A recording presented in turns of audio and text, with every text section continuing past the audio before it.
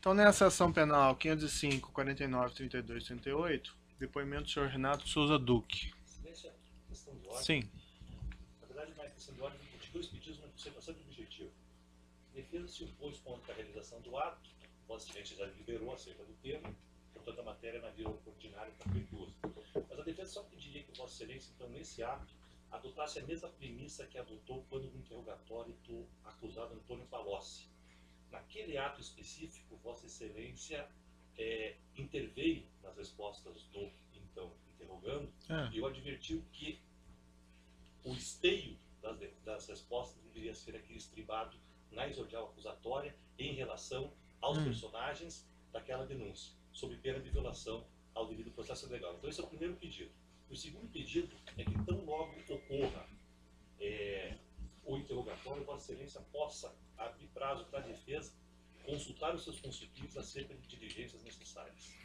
Doutor, aí tem duas questões, né? Quem define o que vai falar no processo é o acusado, não é o juízo. Né? O momento que o acusado tem exercendo para a defesa.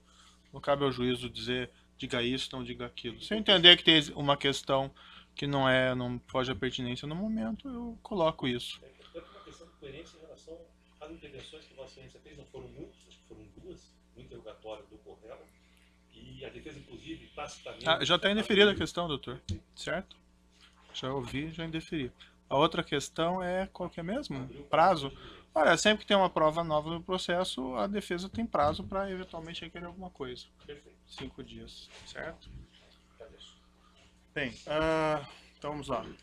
Senhor Renato de Souza Duque, o senhor está sendo acusado de um crime pelo Ministério Público Federal. Na condição de acusado, o senhor tem o direito de permanecer em silêncio. Se o senhor fizer uso desse direito, isso não lhe traz nenhum prejuízo. Mas também essa oportunidade que o senhor tem de falar no processo, tudo que o senhor falar vai ser considerado para o julgamento. Foi, na verdade, sua defesa e o senhor que pediram esse depoimento. Então, eu lhe indago, o senhor prefere ficar em silêncio ou o senhor pretende falar? Eu sempre quis falar e realmente eu pedi para ser reinterrogado e eu gostaria de agradecer esse juízo aí, essa oportunidade. Seu defensor afirmou na petição que haveria alguma espécie de intenção de colaboração, mas não existe nenhum acordo formal, correto? Estou ciente disso. Então o senhor não está numa posição formal de colaborador, deixar isso claro ao senhor, certo? Mas eu gostaria de deixar claro que a minha intenção aqui é de atuar como colaborador, dizer a verdade e esclarecer o que for possível, o que for estiver ao meu alcance, nesse caso e em outros casos que o senhor julgar necessário. Perfeito. Eu vou só fazer então uma advertência ao senhor que eu fiz em casos similares, que embora o senhor tenha esse direito ao silêncio, porque o senhor ainda não é um colaborador formal, e embora o senhor não seja responsabilizado por um eventual falso testemunho, se por exemplo o senhor, nesse seu depoimento, imputar falsamente crime a outra pessoa, isso não estaria coberto pela sua posição de acusado. Tá? Então nós temos o crime, por exemplo, no nosso Código Penal, de denunciação caluniosa. Então, se o senhor imputar falsamente crime a outra pessoa, o senhor responde criminalmente, mesmo não tendo acordo, ou mesmo estando na posição de acusado, certo? Eu estou ciente e o que eu disser aqui vai ser a verdade. E também vou fazer uma advertência que fiz em relação a outras pessoas que vieram aqui informalmente também afirmando que gostariam de colaborar, que o que interessa à justiça é unicamente o esclarecimento dos fatos, da verdade, certo? A justiça não tem aí por propósito condenar ou absolver ninguém e vai julgar segundo as provas, certo? Ciente disso, obrigado. Senhor Renato Souza Duque, então algumas perguntas gerais primeiro, o senhor já declarou isso já tem no processo, mas enfim. O senhor assumiu essa posição de diretor de serviços em engenharia da Petrobras quando? Só uma retificação, o cargo é de diretor de serviços. A engenharia faz parte da diretoria de serviços. E eu assumi em 31 de janeiro de 2003. E o senhor permaneceu nessa posição até quando? Até no dia 29 de abril de 2012. Há uma afirmação do Ministério Público que essas indicações para as diretorias da Petrobras sofriam influência política de partidos específicos. O senhor confirma se isso acontecia ou não? Eu confirmo. O senhor sabe me dizer, assim, como o senhor chegou nessa posição de diretor de serviços? O senhor era um empregado de carreira da Petrobras? Empregado de carreira, eu entrei na Petrobras em 78, não sei se interessa o senhor fazer um histórico. Não, não tenho necessidade no momento. Tudo Mas, bem. assim, houve alguma influência política para que o senhor chegasse ao cargo de diretor? Houve uma indicação do meu nome para o senhor Silvio Pereira, que ele estava num grupo encarregado da formação da equipe que iria assumir o novo governo. E qual foi o desdobramento a partir daí? Bom, a partir dessa indicação, ele, de posse do meu currículo, ele me chamou para uma entrevista. Essa entrevista ocorreu em São Paulo, no Hotel Sofitel. E essa entrevista durou cerca de 3, 4 horas. Uhum. Após essa entrevista, eu me despedi. Não se disse para qual cargo seria. Eu estava sendo entrevistado para assumir uma posição que eu não sabia qual. Só para deixar isso claro. Sim, sim, sim. Isso aconteceu em dezembro de 2002. Certo. Em janeiro de 2003, eu fui chamado pelo então presidente Zé Eduardo Dutra para também uma conversa. Essa conversa durou uma manhã inteira. Uhum. E ao término, ele disse: olha, eu estou satisfeito com o que nós conversamos e vou aprovar a indicação do seu nome para compor a diretoria da Petrobras. Você está sendo indicado como diretor de serviços. Uhum. Isso aconteceu, meu nome com o meu currículo foi apreciado pelo Conselho de Administração da companhia e foi aprovado. Quem que encaminha o nome dos diretores para o Conselho de Administração? É o governo, é o acionista majoritário. Do governo, mas algum órgão específico do governo? Não. Não sei dizer para o senhor exatamente. Não sei se é a Procuradoria, Uhum. mas existe uma indicação do governo. Certo.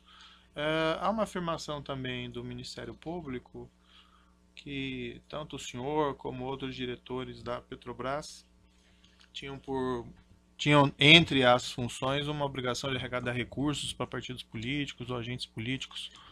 Isso acontecia mesmo?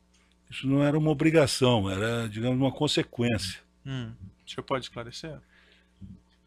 Quando existia um contrato, seja ele qual fosse o contrato, que corria numa licitação normal, o partido, ou o tesoureiro do partido, normalmente procurava a empresa pedindo contribuição. Uhum. E a empresa normalmente dava, porque era uma coisa institucionalizada já na companhia. Isso. Mas essa contribuição era uma contribuição em cima de contratos, isso? Da Petrobras? Normalmente em cima de contratos da Petrobras. A empresa ganhava um contrato e era procurada para fazer doações. O senhor tinha conhecimento disso na época? Tinha conhecimento disso, sim, senhor. Isso lhe era o senhor que solicitava essas contribuições? Como é que funcionava? Não, como eu disse, era algo institucionalizado já. Uhum. Hoje, vendo o que aconteceu, eu devo dizer para o senhor que eu me arrependo de ter cometido ilegalidades e ter permitido que essas ilegalidades acontecessem. E havia alguma espécie de divisão entre as agremiações políticas das várias diretorias da Petrobras? Na verdade, o Paulo Roberto cuidava da área do PP, Uhum. do Partido Progressista. A área do PT, eu que cuidava. E o senhor conversou sobre esse assunto com agentes políticos do Partido dos Trabalhadores? Não, especificamente não. Nada me foi pedido, tem que fazer. Era algo que realmente era institucionalizado. Sei. Mas o senhor não conversou com ninguém a respeito dessas Não, todos contribuições? sabiam. Todos quem? Todos do partido, desde o presidente do partido, tesoureiro, secretário, deputados, senadores, todos sabiam que isso ocorria. Isso foi desde o seu ingresso, desde o início do seu... Desde que o senhor assumiu esse cargo, já havia essa situação? Já havia essa situação. E permaneceu até a sua saída? Permaneceu até a minha saída. Isso envolvia todos os contratos da Petrobras, alguns deles, ou como é que se fazia essa distinção? Não, envolvia todos os grandes contratos. Os contratos menores, não havia essa questão.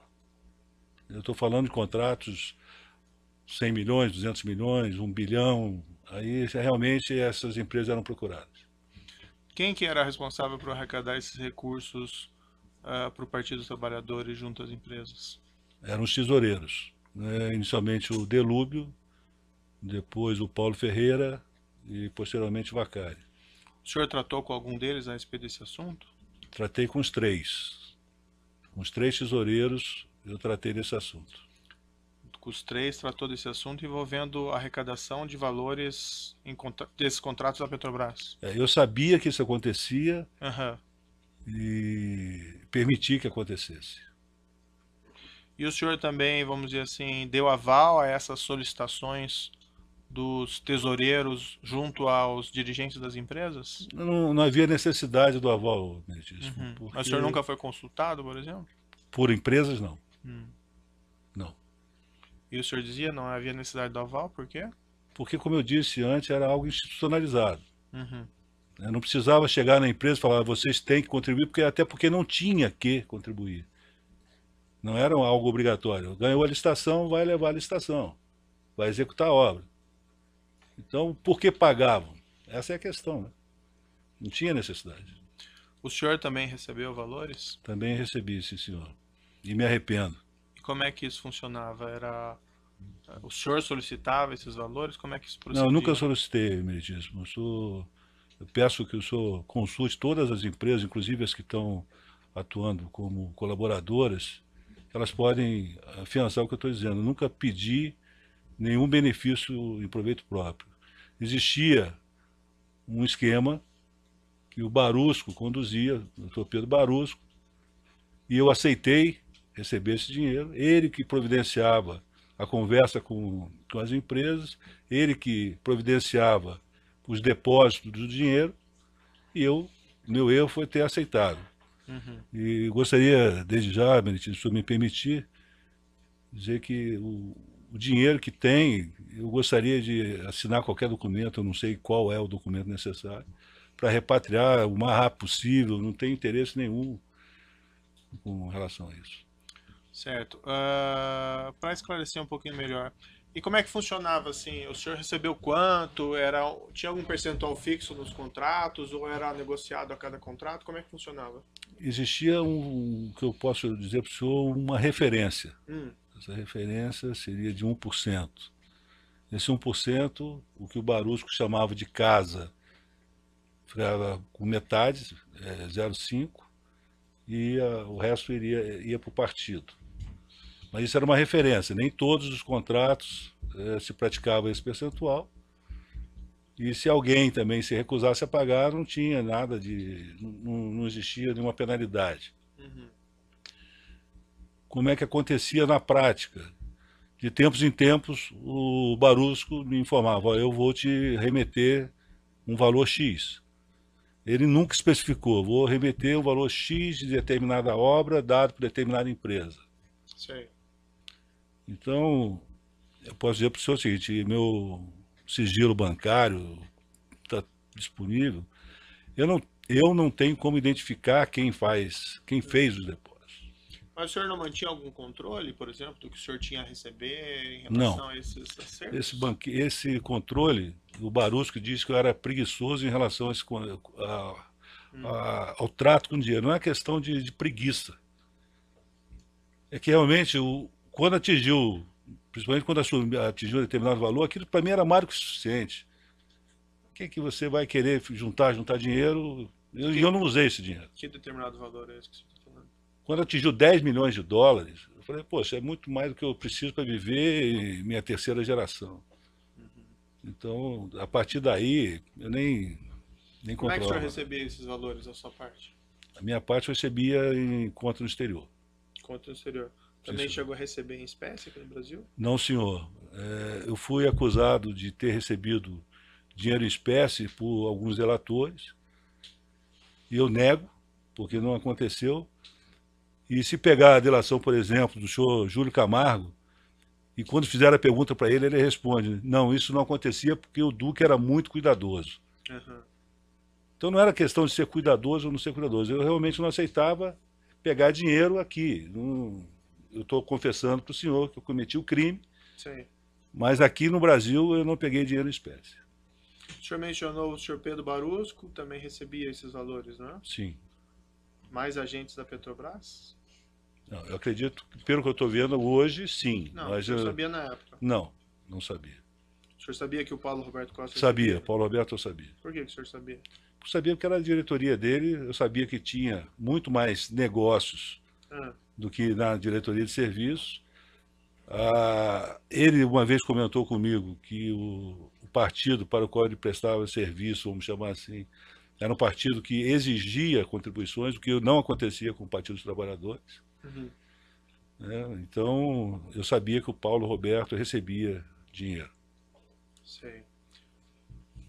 E o pessoal da diretoria internacional, por exemplo, Nestor Severo, esse pessoal? Eu nunca tratei desse assunto com o Nestor Severo, O senhor Zelada? a menos, desculpe, a menos numa ocasião de um contrato de uma plataforma da área internacional que ele ganhou um dinheiro fruto de uma intermediação que eu fiz. Uhum. Só isso. E dentro da diretoria de serviços, não tinha gerentes, por exemplo, que recebiam, fora o senhor Pedro Barusco? Não, na época não que fosse do meu conhecimento. Hoje eu estou vendo que sim. Tem um processo que o senhor foi condenado criminalmente, que é uma referência a duas contas que o senhor manteria no banco Júlio Bayer, em Mônaco, offshore Milsart Overseas e Pamori Assets. Cada uma tem, as duas juntas têm um saldo de cerca de 20 milhões de euros. Essas contas são do senhor mesmo? São. Esse dinheiro é do senhor mesmo? São, e eu gostaria novamente de enfatizar o meu interesse de assinar uma repatriação que for necessário para que esse dinheiro venha e volte aí para quem de direito. Esse dinheiro é fruto desses recebimentos? É fruto de dinheiro que o Barusco encaminhou através das empresas. Dinheiro de corrupção, então. Sim. E o senhor mencionou, o senhor renuncia, então, a esses Sim, valores? senhor. E outras contas que o senhor tem com saldo lá fora? A outra conta é do Banco Kramer. Também renuncio. Só essas três? Sim.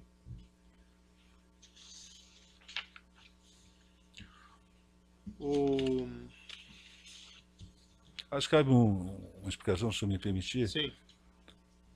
Tem uma acusação de que durante o curso da Lava Jato, parece que como uma falta de respeito com a operação, eu movimentei dinheiro na conta de conta da Suíça para Mônaco. Sim. Isso ocorreu, mas só quero deixar claro que não foi por desrespeito a ninguém ou nada. É que o banco exigiu que o dinheiro fosse tirado. Banco na Suíça? Banco na Suíça. Então, em função dessa exigência que houve a transferência. Certo. Para deixar claro que não houve intenção de esconder.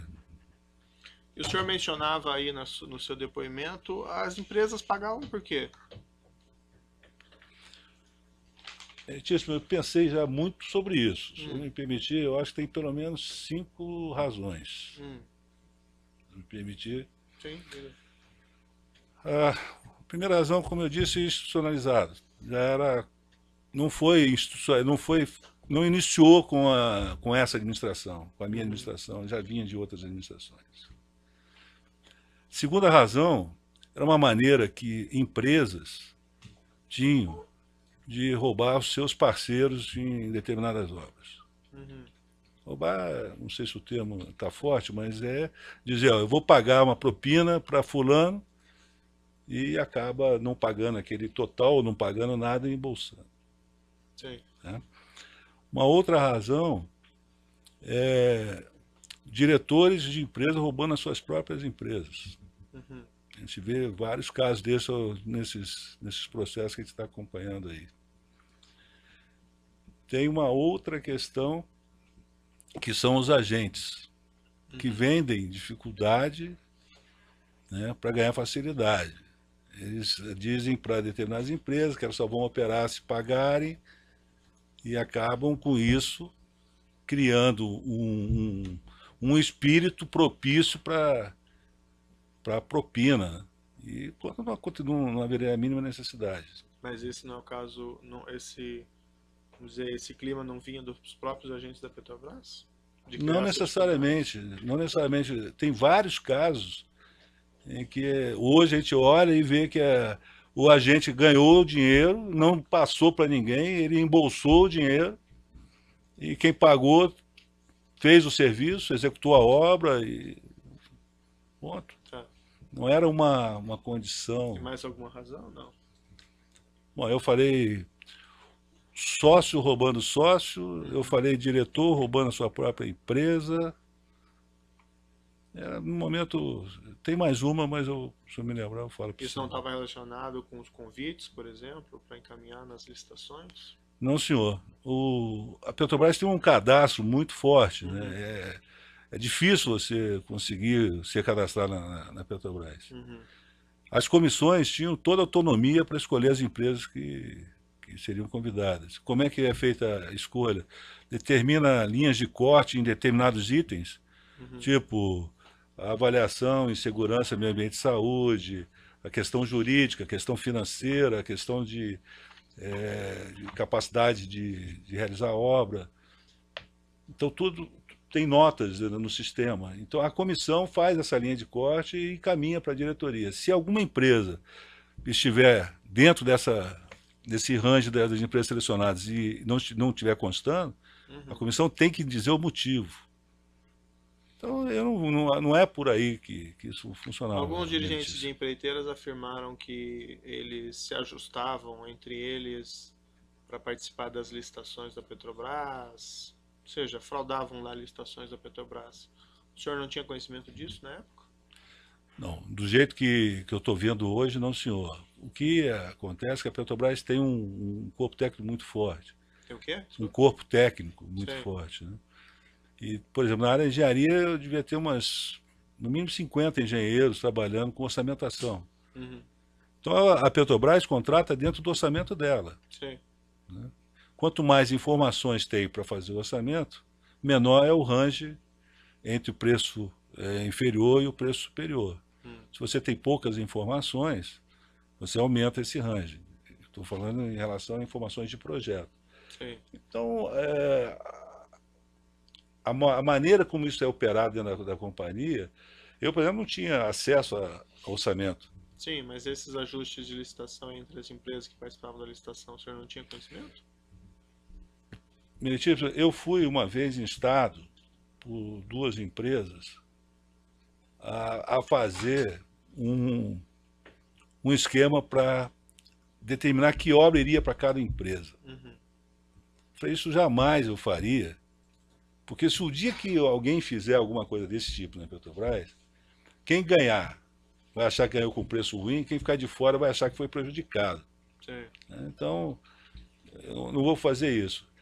Mas nós vivemos uma época, nesse período de 2003 a 2014, onde a quantidade de obra era tão grande, que tinha obra para todo mundo. Então eu não vou dizer para o senhor que é natural que as empresas conversassem para ver qual era a preferência de cada um. Mas fosse qual fosse a preferência da empresa, ela ia ter que fazer a obra no preço da Petrobras. Eu não contratava a qualquer preço, quer dizer, quando eu digo eu não contratava, a comissão de licitação não iria indicar para a contratação um preço que fosse superior àquele estimado. Nessa questão de destinação de valores de propina, né, em contratos da Petrobras, o senhor mencionou que iam valores para casa, né, para os Sim, agentes senhor. da Petrobras, e outra parte é para os partidos, isso? Sim, senhor. Tinha também destinação para agentes políticos, valores específicos? O que o senhor denomina agente político, por favor? Sei lá, deputado, membro de partido específico. Não, esse dinheiro que ia para o partido era distribuído entre esses agentes políticos para fazer face à campanha. Se esse dinheiro que ia para o partido era usado para benefício próprio ou para interesses privados, eu não posso afirmar para o senhor. Em outro processo, há algumas afirmações de direcionamento desses valores para o ex-ministro José Dirceu. O que o senhor tem de conhecimento a esse respeito? Vou voltar um pouquinho, se o senhor me permitir, Tá. porque esse é um assunto recorrente na minha carreira, né? Todo mundo diz que... Tem gente que diz que eu tinha parentesco com o José Dirceu, outros que foi indicação. Até onde eu sei, quando desse processo da minha escolha para a diretoria, houve um embate entre o Delúbio e o Silvio Pereira. O Delúbio defendia um outro nome para a diretoria de serviço, defendia o nome de Irani Varela, que era o meu antecessor, foi meu antecessor na Petrobras como diretor de serviços. E o Silvio Pereira defendeu o meu nome. Uhum. E o José Dirceu, então ministro, foi chamado para dar uma decisão. Uhum. E isso eu fiquei sabendo a posteriori. Sei. E a decisão dele foi clara, ele falou assim, não, o PSDB já está contemplado na diretoria da Petrobras, Uhum. e eu não vou colocar na diretoria da Petrobras atender um pedido do Dr. Aécio Neves. Uhum. Então, quem vai ficar na diretoria é Renato Duque. Sei. Então, eu acho que esse fato fez com que, de alguma maneira, Hum. eu ficasse ligado a essa imagem de José Dirceu. Sei. Mas o senhor não tem conhecimento de direcionamento específico de valores em favor do senhor José Dirceu? Hoje eu tenho em função do que eu leio aqui. Na época, o que eu posso afiançar para o senhor é que ele nunca me pediu nada. O senhor encontrava-se pessoalmente com ele? Encontrei algumas vezes. Sei. Encontrei não mais do que meia dúzia de vezes, mas nesse tempo, sim. O senhor Milton Pascovitch Na casa de declarou... Milton, a maioria. O senhor Milton Pascovitch declarou que repassou dinheiro de valores para ele desses contratos, o senhor não tinha conhecimento? Não, não tinha conhecimento. E o senhor Júlio Camargo também declarou isso? O Júlio Camargo, ele, de alguma maneira, ele deixava transparecer para mim que dava favores, prestava favores para José Dirceu. Uhum. E eu participei de jantar na casa de Júlio Camargo, com a presença de José Dirceu, onde o Júlio Camargo citava alguns desses favores, do tipo, e aquela viagem que você fez, o avião, você gostou? Querendo passar uma intimidade. E o José Dirceu não retrucava. Uhum. Então, o que me fazia entender que realmente existia ali um relacionamento. E no que se refere ao ex-ministro Antônio Palocci, o senhor conhece ele pessoalmente? Conheço o Antônio Palocci, ele foi do Conselho de Administração da Petrobras, se não me engano, até 2006. Uhum. Então, em função das reuniões da diretoria, a gente conviveu durante esse período todo. Uhum. Depois que ele saiu do Conselho, me parece que ele retornou mais tarde, também convivemos. E fora isso, eu tive uns 2 jantares também na casa de Júlio Camargo com Antônio Palocci. Sendo que nesses jantares, diferentemente de José Dirceu, ele não dava espaço para o Júlio Camargo ter maiores intimidades. Então, nas 2 vezes eu saí dali com aquela impressão, assim, o que eu vim fazer aqui? Uhum. Porque não tinha, era um relacionamento puramente normal, assim, Conversava nada foi sobre o tocado. que nesses encontros? Política, futebol, situação internacional, nada específico Petrobras. Às vezes, ele perguntava, poxa, aí o que você acha da situação da Petrobras, em tal área? Nada Esses específico. tesoureiros que arrecadavam valores dos contatos da Petrobras, o senhor mencionou o senhor Paulo Ferreira, o senhor Delúbio Soares e o senhor João Vacari, isso? Sim, senhor. Eles atuaram sucessivamente ou atuaram ao mesmo tempo? Vamos dizer assim, cada um sucedeu o outro ou... Oficialmente, cada um sucedeu o outro. Tá. Mas e nessa arrecadação? O Vacari, eu conheci o Vacari em 2007. Ele ainda não era tesoureiro e ele começou a atuar na arrecadação. Quer dizer, ficou uma coisa à parte. Sei. E por quê? Tu vai me explicar? Porque nessa época tinha outro tesoureiro. Porque o então presidente Lula determinou isso. O senhor pode me esclarecer essa afirmação? Posso, sim, senhor. Eu fui chamado a Brasília, eu não sei se eu falo os nomes todos, por quem me chamou. Aí fica a critério do senhor. Se Eu fui envolver chamado, pessoas com foro privilegiado, é eu fui melhor chamado não a mexer com Brasília e foro. essa pessoa falou assim, olha, você vai conhecer uma pessoa indicada pelo... Ele fazia esse movimento, não citava o nome. O Lula tinha, o presidente Lula, ele era conhecido como chefe, era chamado como chefe, grande chefe, Nine, ou esse movimento com a mão. Hum. Então, ó, você vai receber uma pessoa que está sendo indicada e ele vai conversar com você. Ele vai ser agora quem vai atuar junto às empresas que trabalham com a Petrobras. Foi quando eu conheci o Vacari em 2007. Eu não sei se eu entendi muito bem a sua descrição. O senhor foi chamado a Brasília. Por um ministro de Estado da época. Tá. Essa pessoa tem foro privilegiado hoje? Não, acho que hoje não. Então, se o senhor quiser dizer o nome. Foi o senhor Paulo Bernard. Tá. E como é que foi mesmo? Paulo Bernardo chegou, falou que a partir de agora você vai ter contato com uma pessoa chamada Vacari, João Vacari, vai te procurar e ele vai fazer os contatos com as empresas. Isso foi em 2007? 2007. Tá. E a partir daí até o Vacari assumiu essa posição e depois ele se tornou o tesoureiro oficial do partido e continuou. Eu vou interromper um minutinho pelo tamanho do áudio e já retomamos.